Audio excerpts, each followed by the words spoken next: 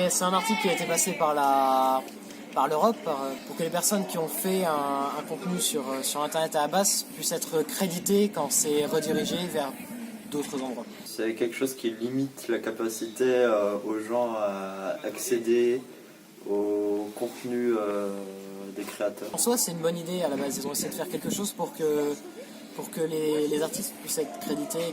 En protégeant la source, ils ne permettent pas à tous les transformateurs de pouvoir travailler ce matériel et finalement ils censurent ce qu'ils veulent protéger.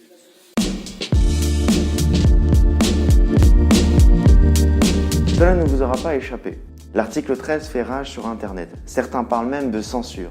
Mais qu'en est-il vraiment? Est-ce fondé? Qui est à l'origine de tout ça? Nous allons voir ça ensemble. L'article 13 est une directive européenne qui vise à faire perdre le statut de simple hébergeur aux grands réseaux comme Facebook, Twitch, Twitter ou YouTube.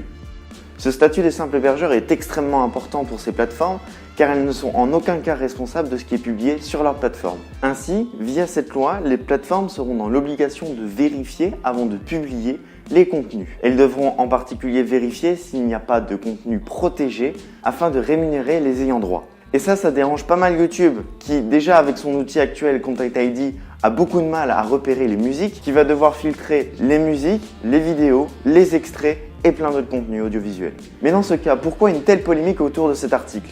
Eh bien, ça vient en partie de YouTube grâce à cette vidéo.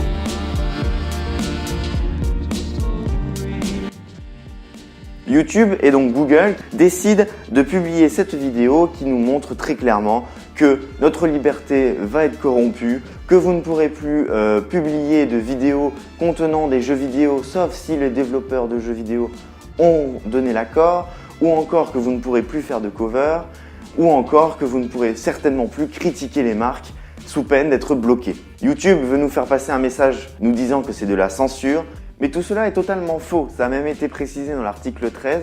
Tous les créateurs conservent le droit au détournement, à la critique, à la liberté d'expression, à la citation, à la reprise. Bref, YouTube et sa communauté versus l'Europe, la bataille s'annonce rude. 3, 2, 1, fight!